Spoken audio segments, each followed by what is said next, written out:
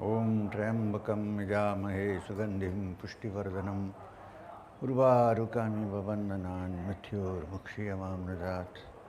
Om Shanti Shanti Shanti. Namah Shivaya. So, we were still on the subject of Shiva in the morning. And Shiva is also very happy to hear that.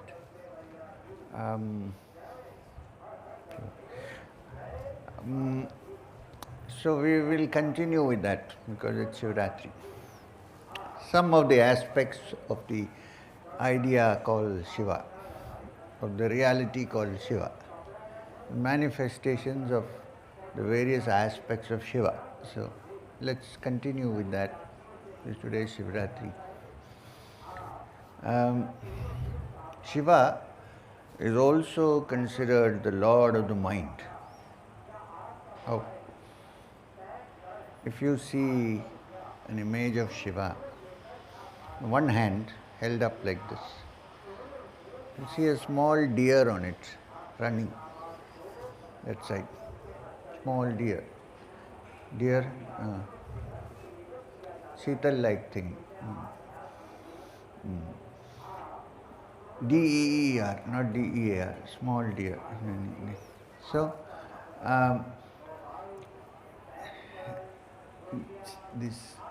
the deer is called a Saranga.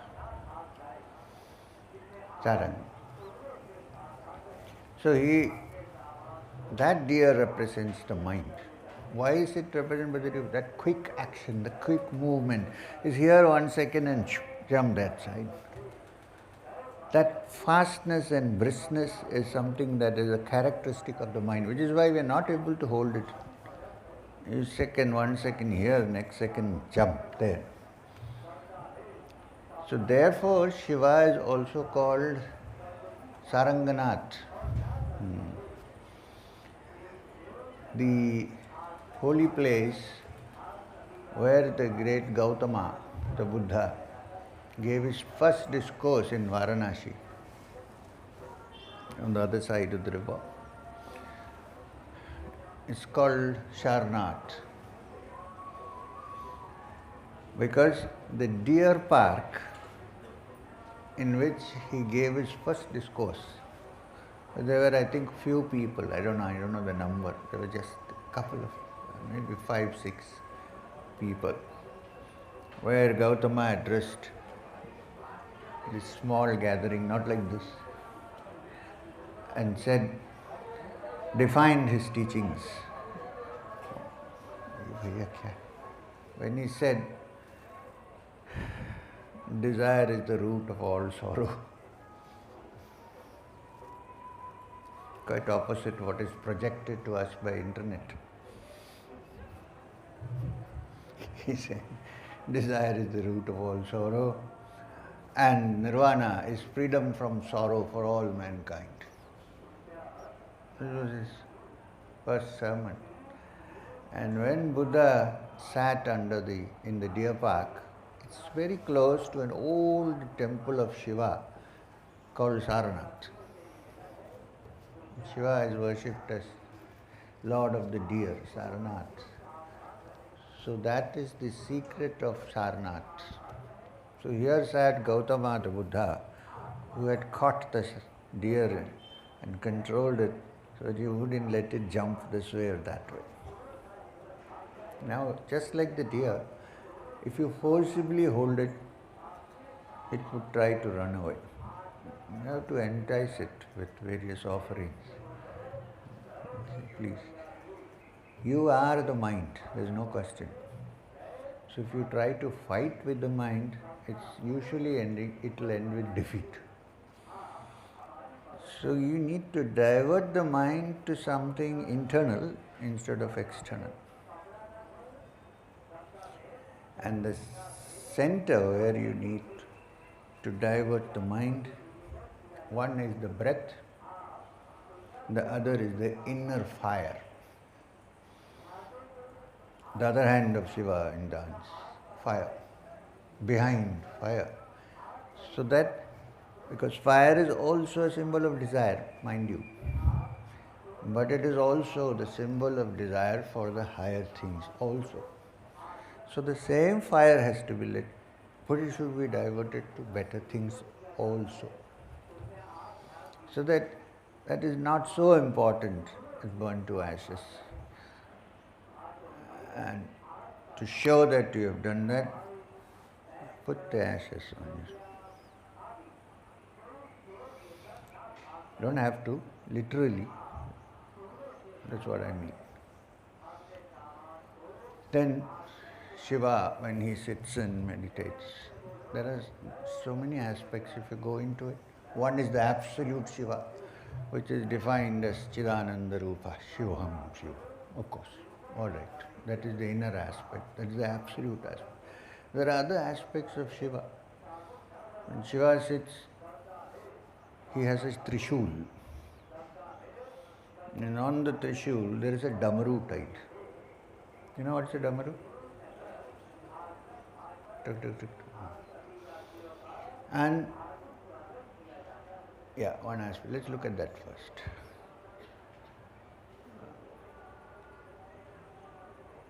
So, the Trishul. There is this constant fight between the Shaivites and the Vaishnavites. The Vaishnavites draw their nama this way, Shaivites put their Vasma this way. It's all quite silly. Because the Vaishnava nama is actually the Trishul. See? Now when Shiva holds the Trishul, it is the symbol of the three nadis.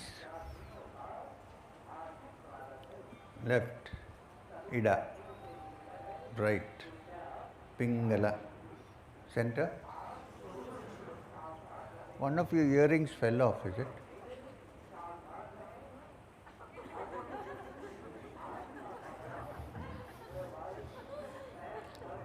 Proving that yogis are not dead to the world. You didn't realize, I have to say. So what happens is your perceptions become finer, more universal. You're not only watching your own things but also others. There's no harm in appreciating something. The problem begins when you want to pluck it and put it in your own pocket. This is the problem. The beautiful rose in the garden, great. Be an idiot who wouldn't appreciate the rose. A yogi is not one when he sees the rose because the senses have to be controlled. No. See the rose. The problem is when I say, oh, this rose is nice, I have to cut it and put it in my own pocket because somebody else also wants it. Then clash. And the gardener won't let you cut, clash. Things are good where they are. Hold it there. I like good cars, for instance. Doesn't mean that I must have one, you know. When I see somebody else going in, and it's nice, so I should be taking.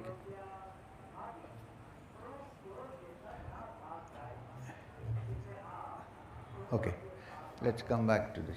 It came from that Kundali, actually. So,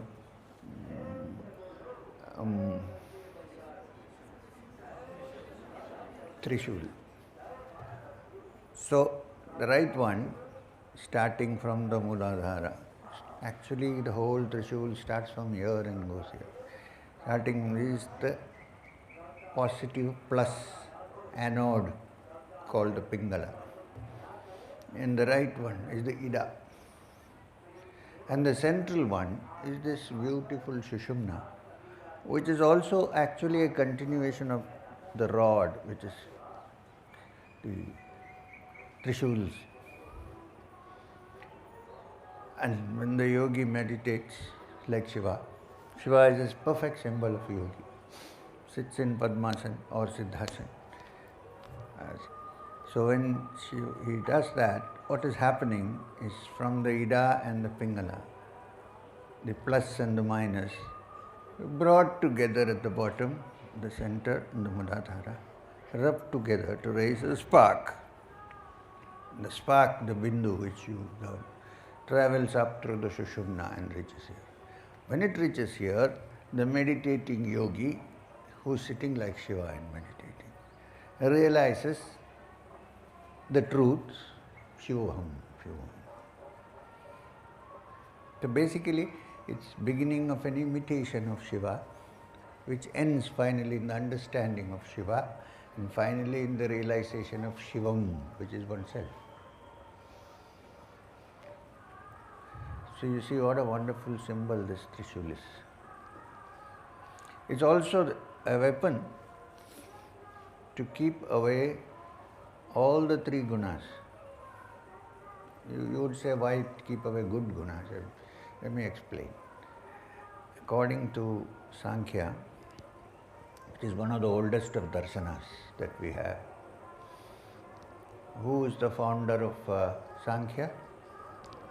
Kapila. So now everybody is wise. The great Rishi Kapila, Muni Kapila. Kapila is so important that Vyasa has to put it into the Bhagavad Gita. And Krishna says, among the Munis, I am Kapila. Ancient. And you know the meaning of Kapila? Sometimes I wonder if he came from the West. Blonde, golden haired. Kapila.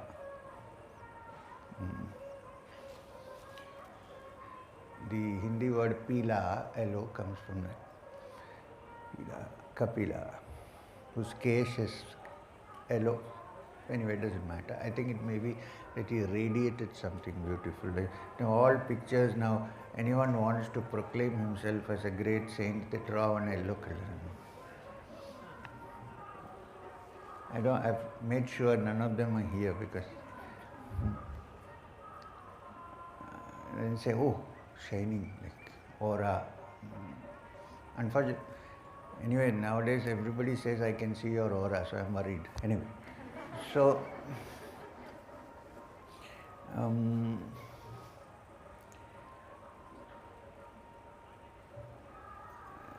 it's Kapila. What did I say? Peace march. What?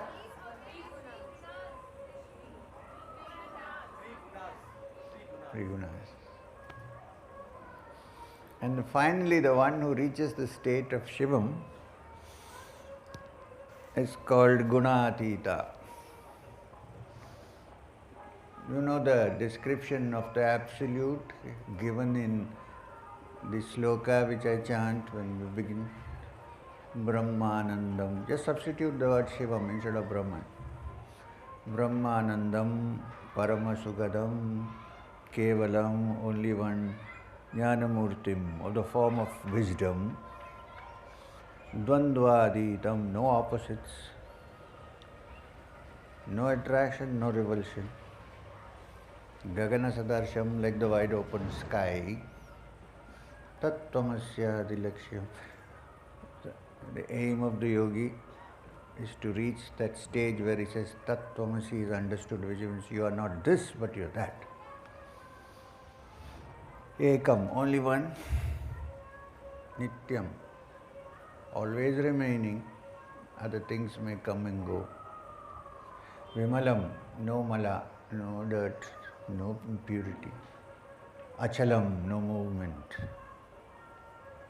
Sarvadi Sakshi Bhutam, the witness of all that happens.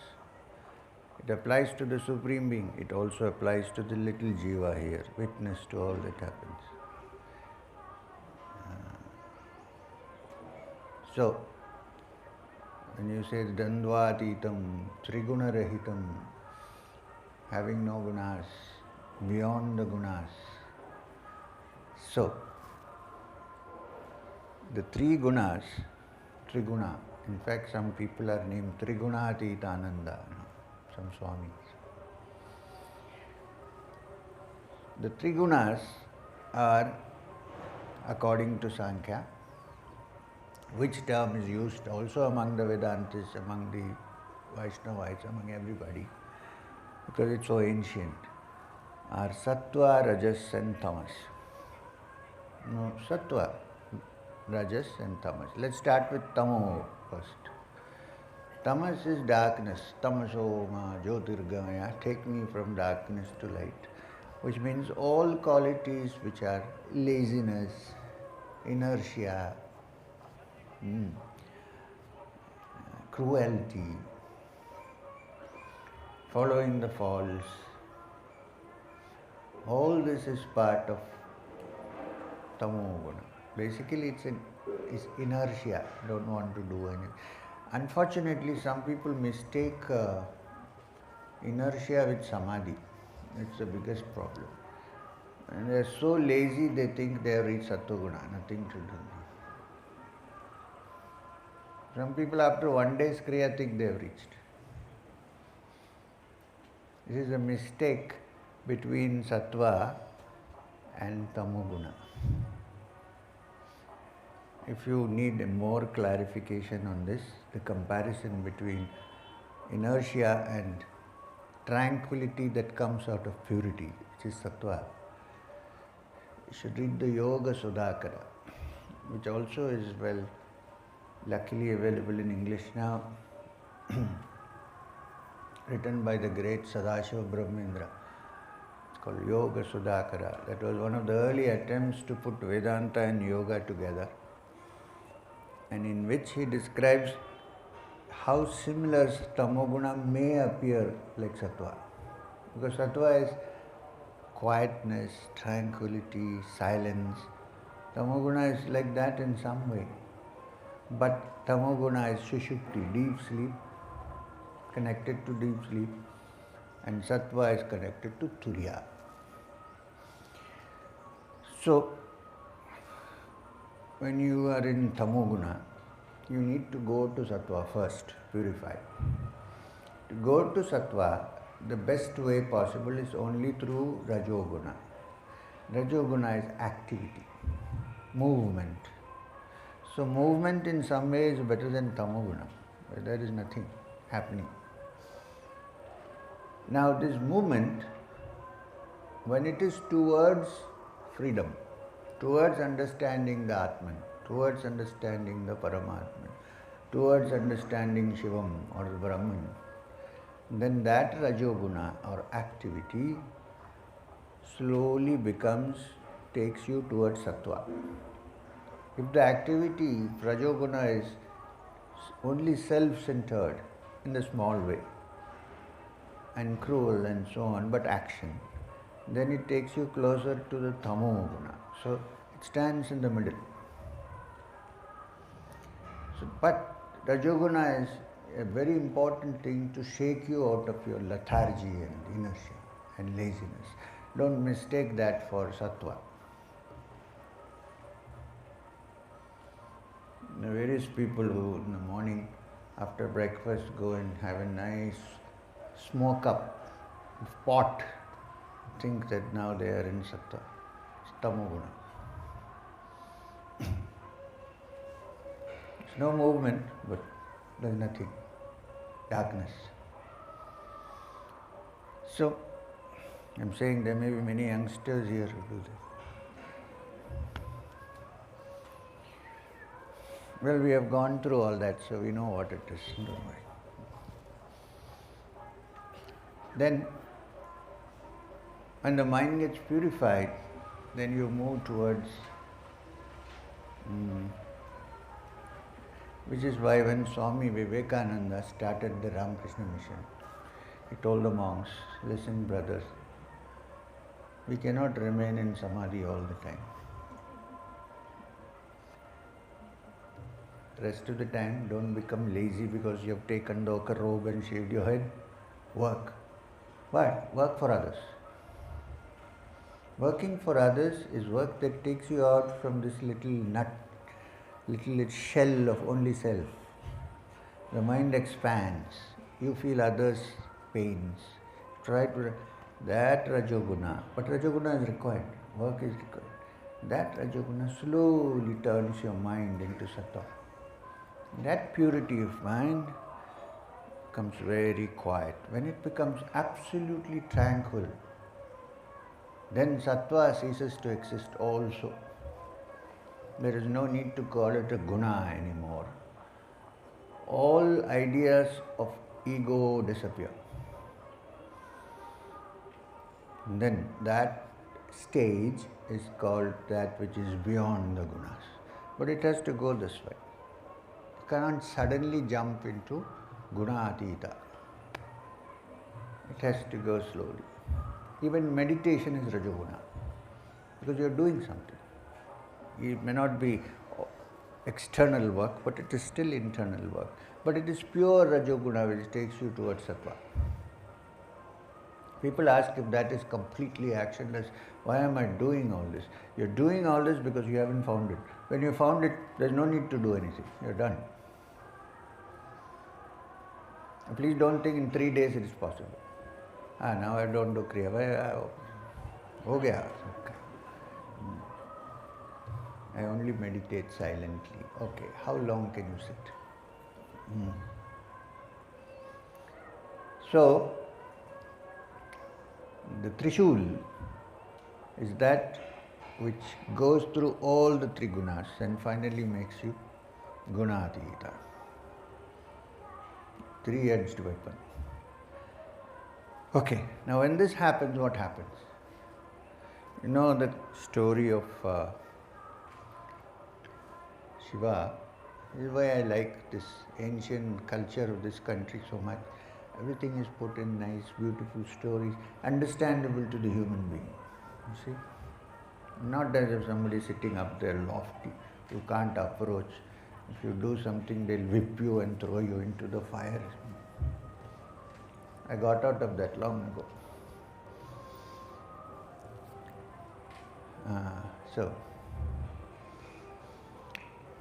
What did I say?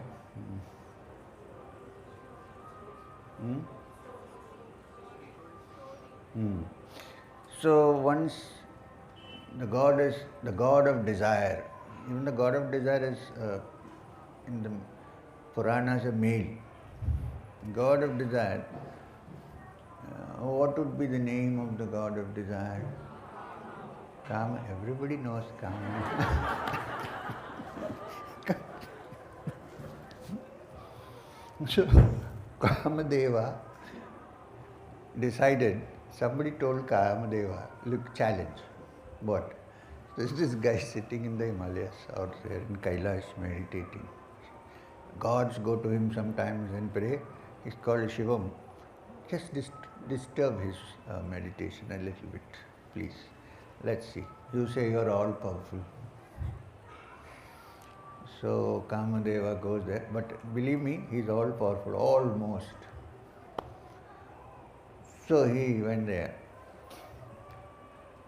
Now, beautiful, in the Puranas, Kamadeva also has a bow and arrow. In those days they didn't have the concept of a AK-47, so it's all bow.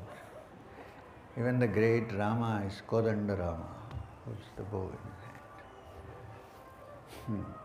So he takes this bow and arrow, and what is his arrow? Flowers.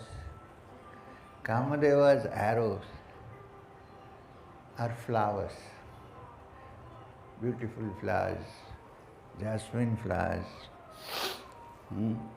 hibiscus flowers, all these beautiful rose. So Kamadeva said, okay. So he goes to Kailash. He looks, there sits the mighty yogi, eyes closed, meditating in calmness. Some apsaras are going this way, that way. No chance. Parvati sitting close by, knowing that he will wake up only when he wakes up.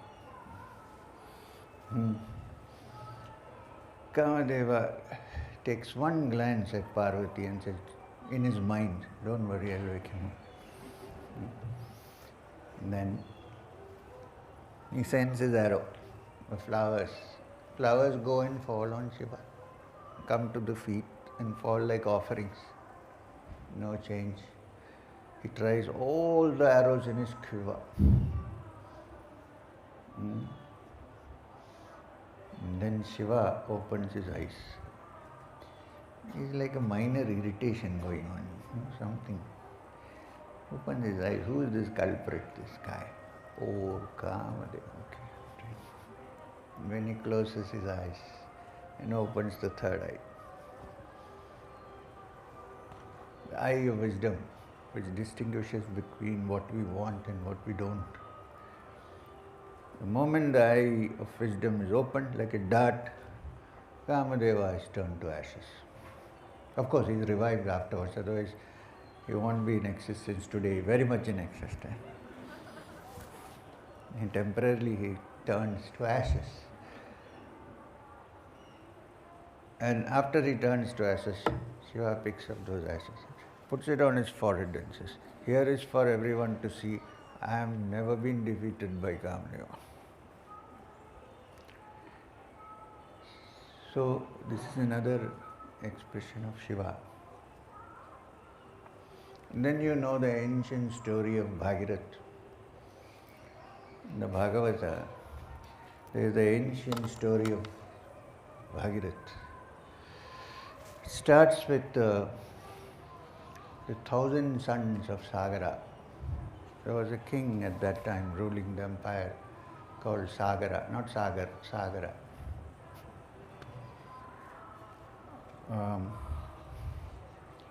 And the great king had 1,000 sons. I don't know how they did that, but maybe as many wives. I have to check. Then this great king, Sagara, the king conducts the sacrifice known as Ashwamedha. Ashwamedha is, a horse is set free, and whoever catches the horse is the winner. The horse wanders around. Now Indra decides.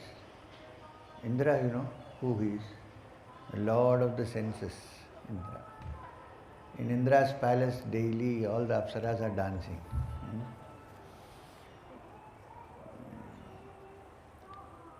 So, and he is usually a little bit drunk with sura. The devas are the ones who imbibe sura. Asuras, asura, they don't take sura. New idea. So, this, who's this now?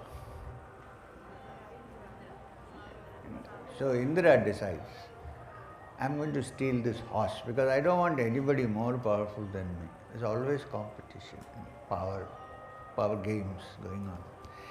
I'll steal this horse because if this horse is caught by some other emperor on the temporal regime, he will become more powerful than me. I am the Lord of the heavens. So you know what heavens means, enjoyment. So he steals the horse, but he is afraid of keeping it to himself. If he keeps it to himself, if Sagara catches him, he is done. And there are 1,000 sons, not one or two. Those days people were proud, you know. They said, oh, we have 10 sons, you know, why?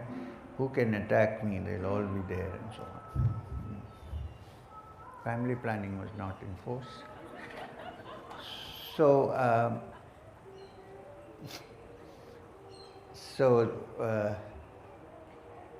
Indra steals the horse. The safest place to hide is Patala, the netherworld. Deep down in the netherworld, the great Muni Kapila, not wanting anybody, nobody will come to Patala, they're afraid. So sitting in an undisturbed place, absorbed in his 1,000-year meditation, Kapila is down. So what he does, he brings the horse and ties it near Kapila. Kapila is not even aware that there is a horse tied there. Maybe he is aware, he is not bothered, he is doing. Now, This tying of the horse disturbs Kapila because he is sitting there in his Purusha state. This guy is coming and tying a horse and making all kinds of, so he opens his eyes. No, sorry. So Indra disappears. Now, the 1,000 sons of Sagara decide to look for the horse. They search for the horse. They go everywhere, can't find the horse. Then finally, somebody whispers to them, in this case it is not Narada, that deep down in Patala, Kapila has taken the horse and tied it there. So they said, Kapila? Okay. So they all go, 1,000 armed sons of Sagara. They see Kapila meditating. You know how arrogance comes with power? That too 1,000-fold. So they make a big racket, clattering their swords and shouting, "Oh, wake up, man, tied our horse, Ashwamedha horse." Some clatter going on, so Kapila opened his eyes.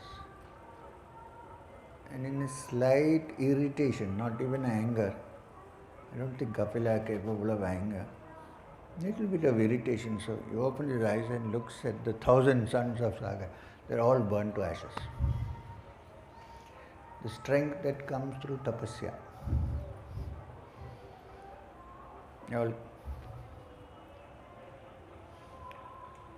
Now the King Sagara is dead. His sons have been turned to ashes. 2-3 generations pass. Then the great grandson of Sagara is the great prince called Bhagirath. So Bhagirath promises that he will find the sons of Sagara, his forefathers, his ancestors. And he is told by the rishis that the only way you can bring them back from the ashes is when the river that flows in the heavens, in the extraterrestrial levels, called the Ganga. Now people understand E.T. because they see a lot of movies. What are they called? Different dimensions, I don't know that. So, there in one of the E.T. regions, there is a river flowing. So the only way you can raise your forefathers from the ashes is by bringing this river down, and when that water touches, they will become alive again. So he has already promised that I will bring them back. So he goes to the E.T. regions, I don't know how. They've just gone to Mars. And there he sees the Ganga flowing. He prays hard, does tapasya.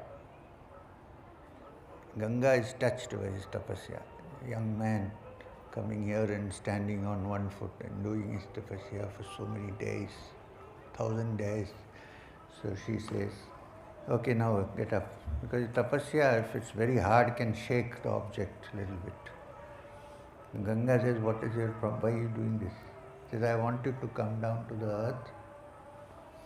Ganga says, yeah, I'll come down to the earth. There's one big problem out there. What is that? There's one problem. There are so many sinners out there in your country.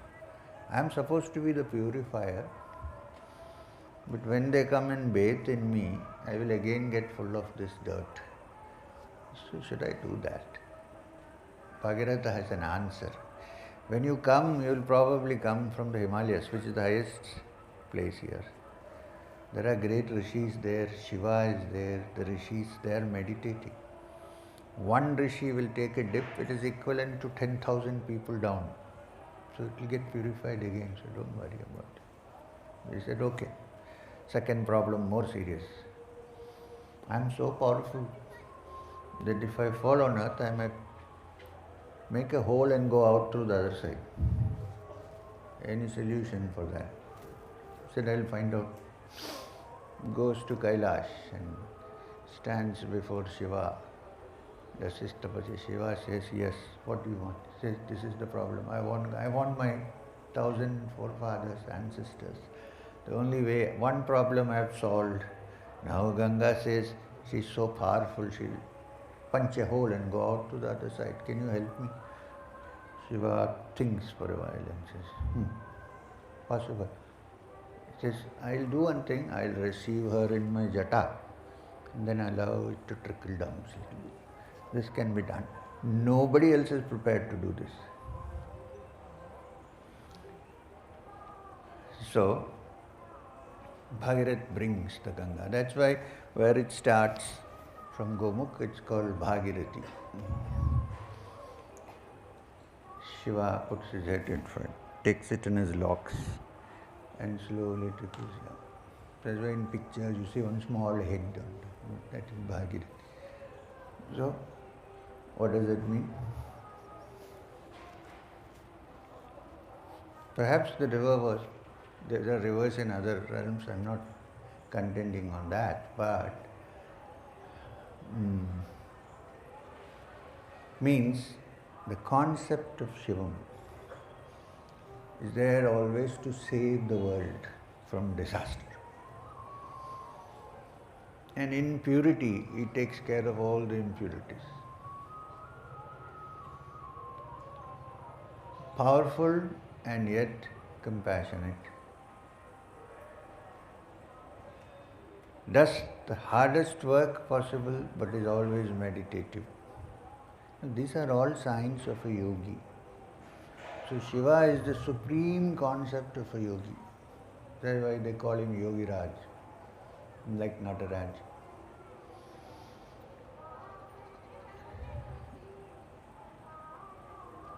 So,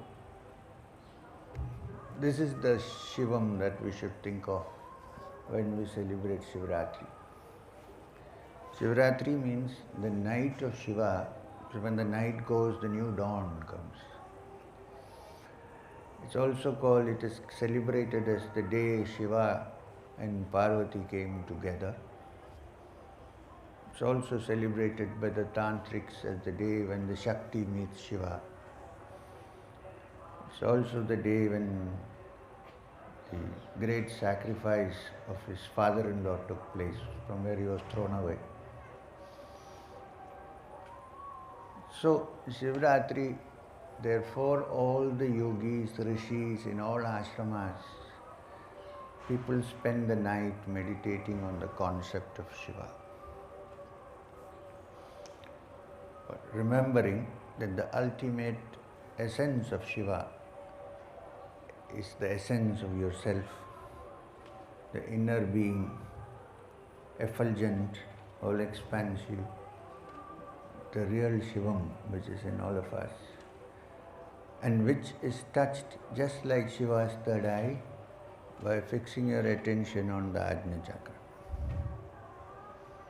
Ajna is not only for Shiva, it's also for us.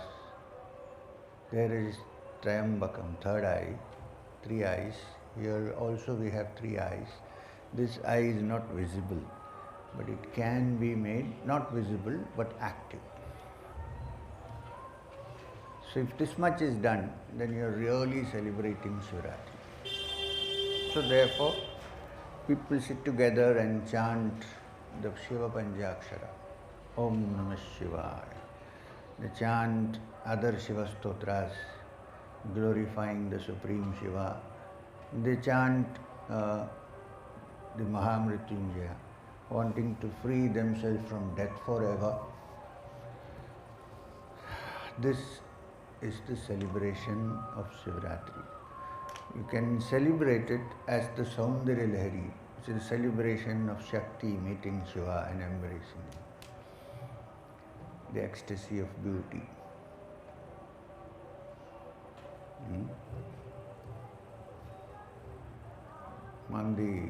There are some people here among the Lingayats. Basavanna said, the man whose Linga is awakened is a Jangama. That means a moving Shiva. Not sitting in one place. Breathing, moving, eating, walking, but Shiva inside. That's why he advised people to have their own private little shivling. Many guys have a shivling which they keep in their hand and meditate on every day. He said it doesn't matter if you're not going to temple, if you're not allowed, have your own linga. The real linga is a symbol of the spirit. Because the meaning of the word linga is symbol, mudra. So the idea is Siddhananda Rupa Shivoham Shivoham. So today, after the dhuni, when you chant at night, you can chant as much as you want. You can sit there throughout the night if you like, or you can sit half a day till midnight, whatever you want to do and chant. Especially in Haridwar, I think it will benefit spiritually in some way, definitely. You go back, you may feel the effect of it, carry it with you. Unfortunately, I will still be engaged in some work. Everybody has to do pranams, so I have to keep bending down. You can meditate, chant Om Namah Shivaya.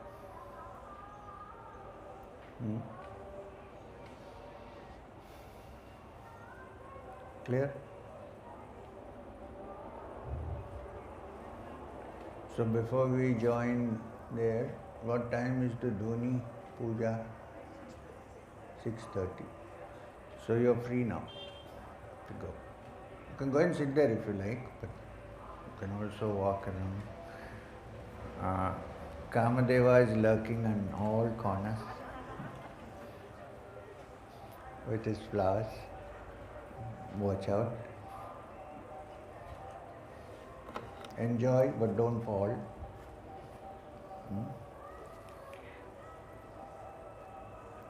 So we'll meet in the evening again. Om Namah Shivaya. Om Shanti Shanti.